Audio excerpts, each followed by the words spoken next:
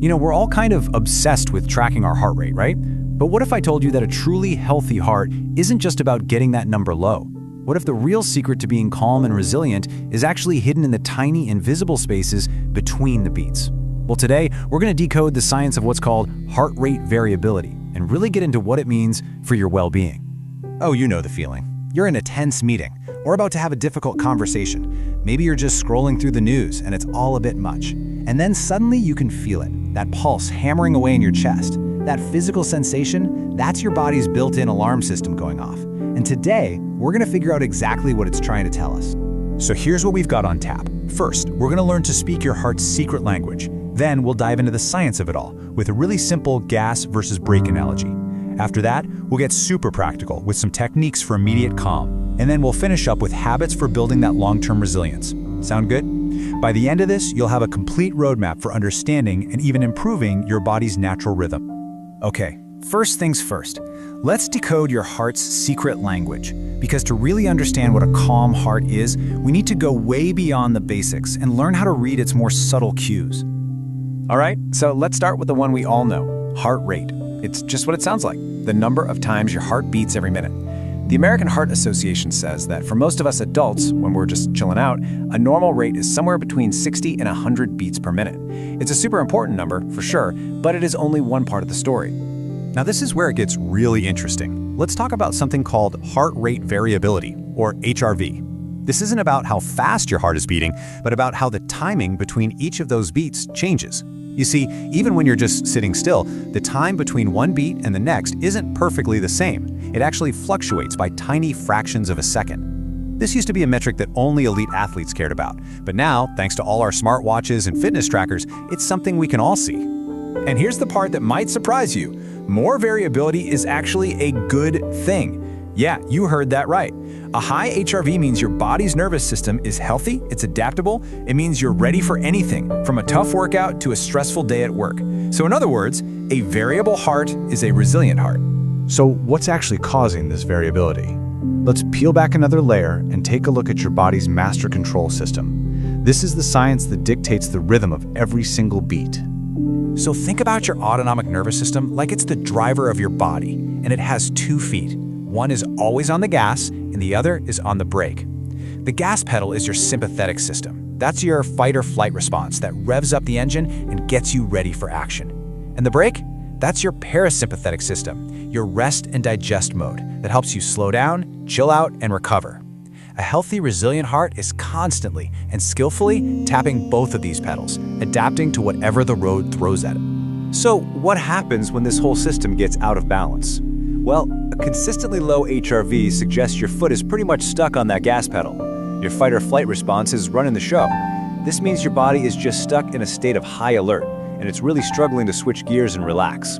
It's less resilient, and it's just working way harder than it needs to. On the flip side, a high HRV shows that your body is an expert driver. It can smoothly accelerate when it needs to, but just as importantly, it knows how to hit the brakes effectively. Your rest and digest system is active and super responsive, allowing your body to adapt, recover, and handle stress with much, much greater ease. Okay, that's the science lesson. But what does it all really mean for you in your day-to-day life? Let's talk about the real-world benefits of having one of these high variability hearts. The perks of having a well-regulated heart are, well, they're huge. You'll literally bounce back faster, not just from tough workouts, but from stressful days too. You'll be better equipped to handle whatever life throws at you. And it goes even deeper than that. Research is now linking higher HRV to better emotional regulation, lower anxiety, and an improved ability to navigate mental health challenges. So it's not just about feeling calm, it's about building a real foundation of true resilience. Here's a great way to think about it. Your heart is like your body's own personal dashboard. It gives you real-time feedback on your emotional state. That racing pulse, that's not just some random thing happening. It's an indicator light, flashing to tell you that your body has registered a threat. Learning how to read that dashboard is basically a superpower. All right, so how do we take back some control? How do we get our hands on the steering wheel? Let's get practical. Here are a few really simple techniques you can use to deliberately hit that brake pedal and activate your body's natural chill-out mode. One of the most powerful and effective tools is something called box breathing. It's so simple. You just breathe in for 4 seconds, hold it for 4, breathe out for 4, and then hold at the bottom for 4. Repeating that cycle for just a minute or two sends this powerful signal to your nervous system that everything's okay, it's safe to calm down. It directly engages that brake pedal we were just talking about. And hey, there are other quick tools you can use absolutely anywhere. One of my favorites is just extending your exhale. So you breathe in for a count of 4, and then breathe out for a longer count, like 6. That simple change activates the relaxation response.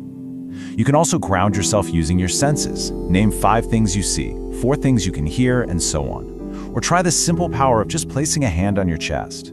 Honestly, even just changing your position, standing up if you've been sitting, can help reset your entire system. Those quick fixes are fantastic for in-the-moment relief. But what about the long game? Let's zoom out a bit and look at the sustainable habits that will boost your HRV and build that resilience for years to come.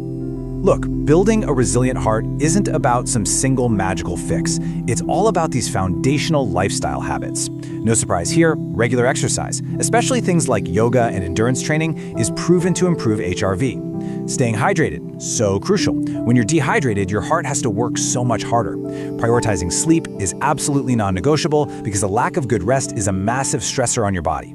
And of course, a nutritious diet and limiting things like stimulants and alcohol, all of that reduces the overall workload on your heart, which allows it to function way more efficiently. So if there's one thing you take away from all of this, let it be this shift in perspective. A calm heart isn't one that beats like a perfect metronome, steady and unchanging. No, a truly calm and healthy heart is dynamic. It's responsive, it's flexible, and it's adaptable, always ready to meet the demands of your life at any given moment. So now that you know the secret language of your heart, what are you going to do with it? Maybe you'll try that box breathing for just 1 minute. Maybe you'll just pay a little more attention to your pulse after your morning coffee. Or maybe you'll just take a moment right now to stand up and stretch. What's one small thing you can do today to start listening to your heart?